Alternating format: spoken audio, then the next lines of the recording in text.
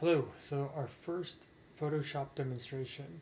We're going to start with some basics here, and it's going to help us progress through the Project 3 Identity Color Match. So the first thing you'll need to do is to log on to Moodle, and there are some sample images that I'd like you to use. So as we get into Identity Color Match, the first thing we're going to do is download these images here under Photoshop Image Size Demonstration. And so once you've clicked on that, you should download it, and it more likely should automatically open up into Photoshop. Let's say you download it. I'm going to discuss how do you open things in Photoshop. So I'm going to give you a moment to download that, and then I'm going to move on into Photoshop. All right, so now I'm using a Mac, so you may be familiar with this. If you're not using a PC at this point, I'll need you to open up Photoshop.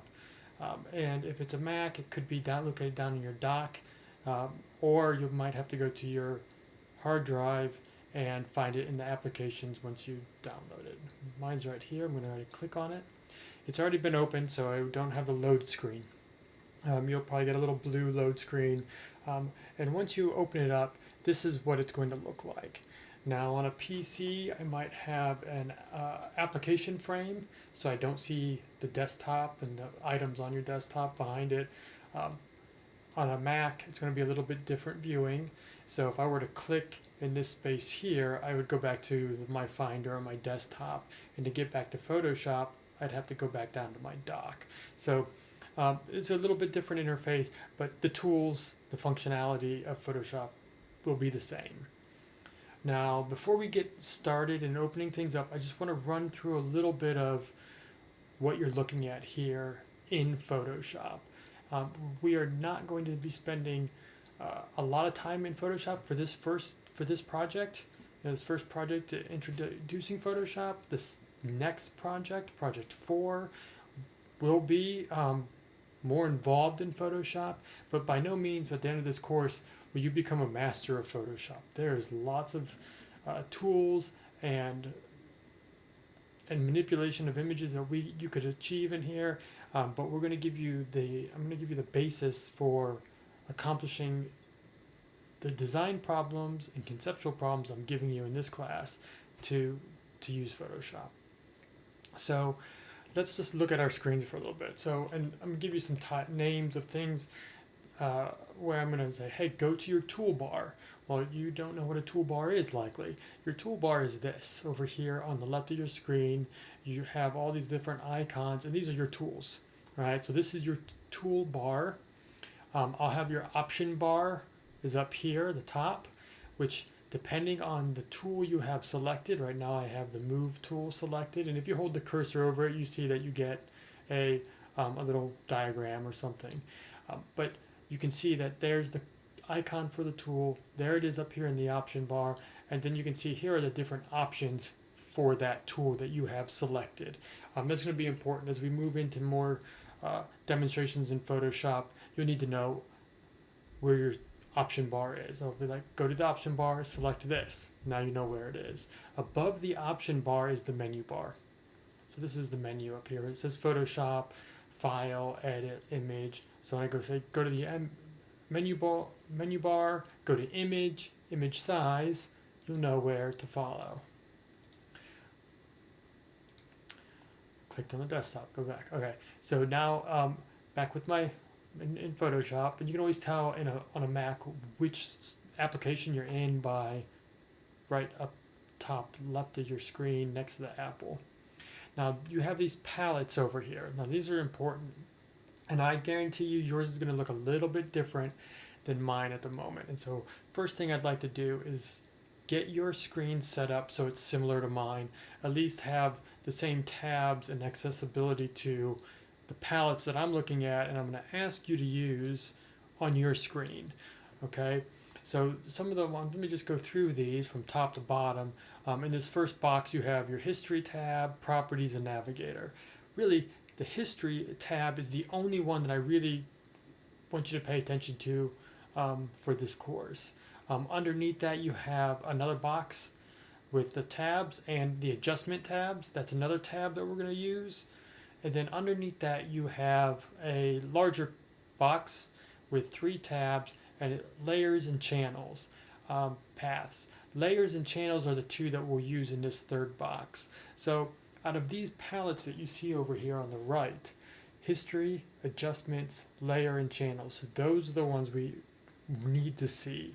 And if you don't see that, right now I'm going to show you how you can make those things visible. So I'm going to go ahead and just get rid of my history one by dragging over here and getting rid of it. So you can see, all right, I don't have it. You may not have it. How do I get it so I can have access to it? So in Photoshop, I'm going to go to the menu bar or window. And when I click on window, I should get all these different a list of the different tabs that I can have in my palettes. And I'm just going to come down to history, click on it. It's going to show it, pop it up here. It pops it up here because this is where it was last located on my screen. I just dragged it over. But I can just take that tab and put it into that palette up here. And so everything's nice and concise and clean. Ideally, what you're doing in your workspace here is that you have the palettes you want to have access to, you have your toolbar, and then you have the largest area available for your image that you're working on, because there may be times where you're zooming into your image or you just want to have your image as large as possible. So this is important to keep this sort of cleaned up. And I can come over here and I can make these palettes as big as I want or have them as narrow as I would like. So I usually have them as narrow as I can, optimizing my workspace. All right, at this point, the one other thing that I'd like you to do is in your preferences. Now, I believe this is going to be in the same location for a PC as a Mac, but if it's not, if you're using a PC and you're like, this isn't working, send me an email and I'll help you find it. But under Photoshop, there is a preferences here. So I'm going to go to preferences and I'm going to hit general. And there's a couple of things I'm going to file through here. Now these are all the preferences for it. We're not going to be doing a lot of changes here, but I'm just going to go through here and hit next so you can see some of these.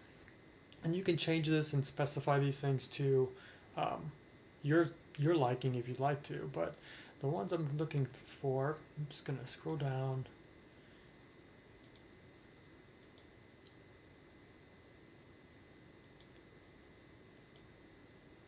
We're going to performance, all right?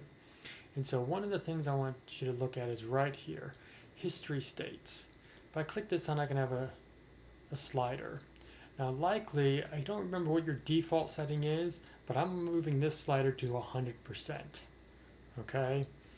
The other thing is, I am going to allow Photoshop to use about, what is it, 69, maybe bump this up to 75% of my available RAM, which is the speed that Photoshop will be able to use or use to render objects and things that you tell it to do. You're enlarging things, shrinking things, how fast you want it to be.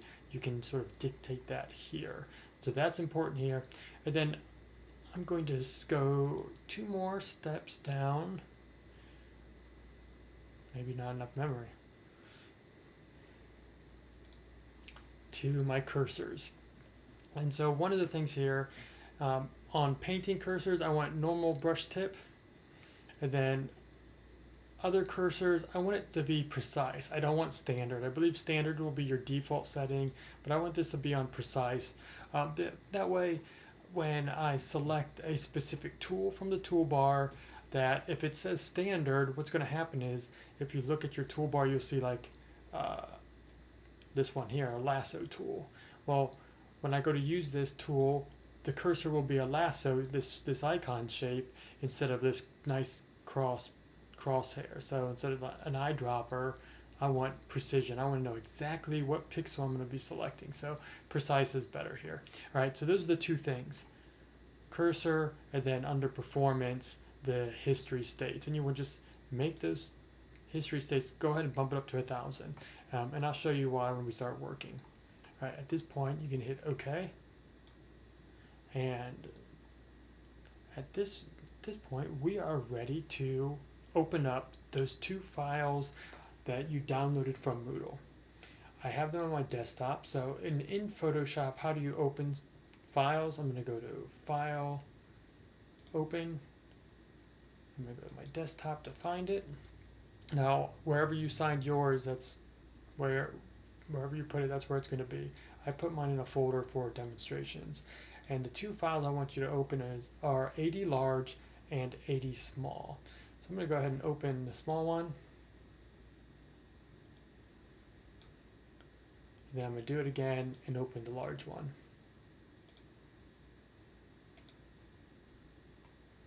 So you should have them.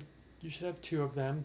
Now here, my settings opened up the files in two separate windows, which is what I would like you to be able to do. If you currently open yours up and it's like this, where they have one window and they're tabbed, then we can separate that just by simply dragging that tab outside of that window. Let's say your interface looks like this. Maybe it looks like this, and you have an application frame, right? But you want to separate them, right? So I have this application frame. You can sort of see it here, where my menu bar is on the top of that, and it's a separate window. I can move this all around. I can toggle between these two tabs. I do not like using an application frame, so on Windows, I'm going to go turn that off. All right, and so that's the interface that I prefer when working in Photoshop. So you can go ahead and turn that off. And the reason why I like having the application frame off is because now I have two windows visible at the same time, not a one window where everything I'm working on is only visible in that one window, and I can toggle between the two. But here I want to be able to move between these two more easily. I also want to be able to see them at the same time. So that's why we're using it this way. Okay, so now I'm going to discuss a little bit about image size and why that's important. You're going to be using lots of different sizes of imagery. This first project, when we're using Photoshop here, you're going to be inputting your collage, and you're either going to do that through documenting it with a photograph and a camera, and that your phone would work fine for that, or if you have another camera that is more sophisticated, use that. Or you may be scanning it on a flatbed scanner if you have a scanner at home. That's really going to give you the ideal color representation and accuracy than a camera, without having to edit that in Photoshop. So either way, I want to talk about, well, what is the proper resolution for your image and sizing? Typically, in a regular term, if we were at school and on campus and in the studio, we would be printing these things out.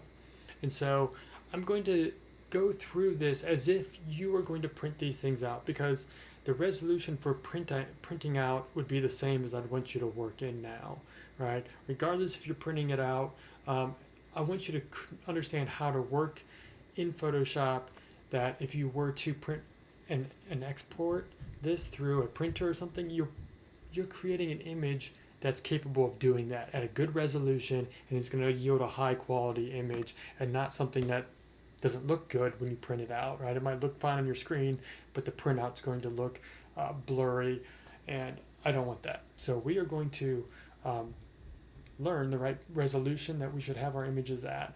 And so the first thing we're going to do is you have two windows open, all right? And go ahead and separate them. If you haven't done so and they're tabbed like this, again, just drag that over here. All right, and so drag that tab, drag it over here, and I want AD large to be selected. So this is a self-portrait of Albrecht Dürer. It's like the godfather of printmaking. All right, and so I'm going to make sure this one is highlighted by looking at the top of the window. When this is highlighted, I'm going to go to Image, Image Size, and I'm just going to click. So now I have a window that popped up, my image size window. I have a preview, and the preview, it might be this big, it might be zoomed in. The preview is really not what we're looking for. We're looking for the content that we see over here on the right. So when we look at this, we can see, well, what are what's the dimensions, and we see the pixel dimensions, and these are total pixel dimensions in the width and the height. So this is how many total pixels are in the width, and then how many total pixels are in the height.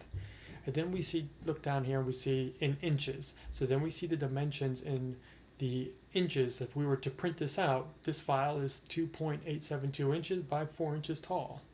All right, and then underneath that is the resolution. And the resolution is set at 360 pixels per inch. Sometimes, depending on software or when we're discussing things, if we see resolution, pixels per inch, dots per inch, it's the same thing, right? So DPI or PPI, it means the same thing. So pixels or dots per inch, we want this to be 360. We're not going to change the image size to this one, all right? This is essentially, it's a small, almost like a wallet photograph, a little bit larger, and it's at the right resolution. If I wanted to print this out, this is what I'm aiming for, the 360 resolution. I'm going to hit OK.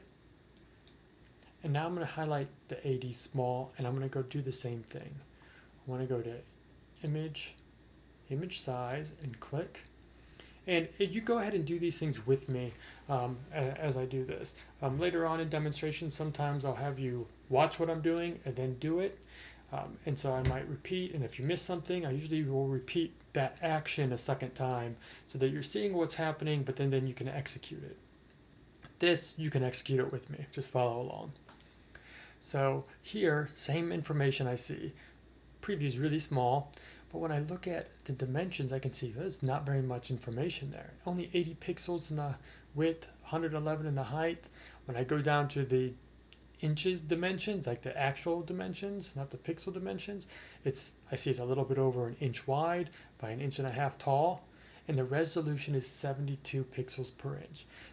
That's important because if you were to, let's say, use an image from the internet, more than likely the resolution will be 72 pixels per inch. And then on top of that, it's not going to be very large. Secondly, and most importantly, you shouldn't be using images that aren't yours anyways, right? So that's considered plagiarism. So ideally, all the sources you're using are your own, right? You're using your own imagery, and you have manipulated it. Now there may be times where you're sampling images and there's an appropriate use of appropriation, and we'll talk about that a little bit more in the next project. But let's say for this project in your collage, I hope that if you're using images that aren't yours, like found images, I said you might find consumer products or things that help construct your identity, you're cutting them up and you're manipulating it to such an extreme that that's an appropriate use of an appropriation. So that would be okay. But if you take someone else's images and using it as your own, well, that's not okay, right? You need to manipulate it. If you're referencing it and presenting it in a new conceptual interpretation, then that is an appropriate use of appropriation. All right. If you're questioning on that, let me know. Send me an email. So back to the image size here. We want to make this image, the small one, the same size as the larger one using the resolution and actual dimensions. So the first thing I need to do is I need to make sure this resample box is clicked on. If I click this off, you'll notice that this becomes locked and I cannot manipulate the actual dimensions. If I put this in 100, notice that the pixels up here, the pixel dimensions don't change. But if I were to resample this on, I can change this, and let's make it 360 like I want, right? That's 360 is the proper resolution we're aiming for. And now to make it the exact same size as 80 large, the resolution is fine. Notice the resample has to be clicked on for this. I'm going to change the height to 4. So now it's the right resolution. The height is 4 and the width has already been adjusted because this is linked. So when I make a change to the height, it will automatically do the width. And I remember that 80 large is 4 inches tall. At this point, I'm going to hit OK. Now, here I have 80 large at 100%. I have AD small at 200%. I'm going to get this down to 100%. So what I'm going to do is in my toolbar, the very bottom, magnifying glass, right? And then I'm going to go to the option bar for the magnifying glass. I'm going to hit subtract. I'm just going to come over here and click it. So now I have AD small, I'm viewing it at 100%, AD large, viewing it at 100%, and this is where having an understanding of image size is important. I can look at these two images side by side.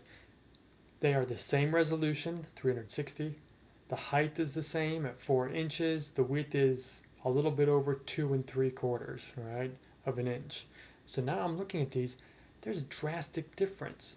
The left image that was small, it looks blurry and fuzzy, out of focus. That's because I made up a lot of information. I went from 72 pixels per inch to 360. All right, I added 288 pixels per inch. Where does that information come from?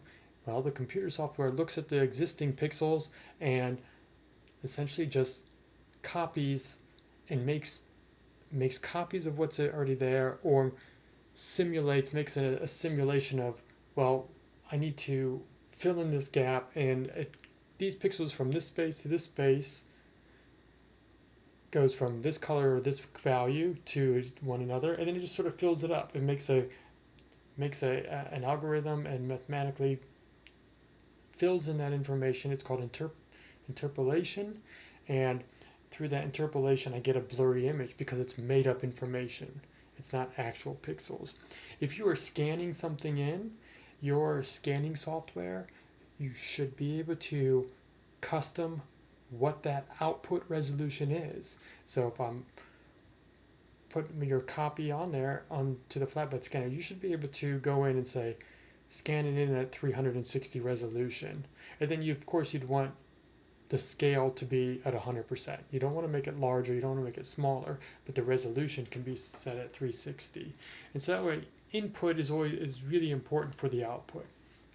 Because if you don't scan it in large enough, whether it's dimensions or resolution, you may compromise the integrity of the image here.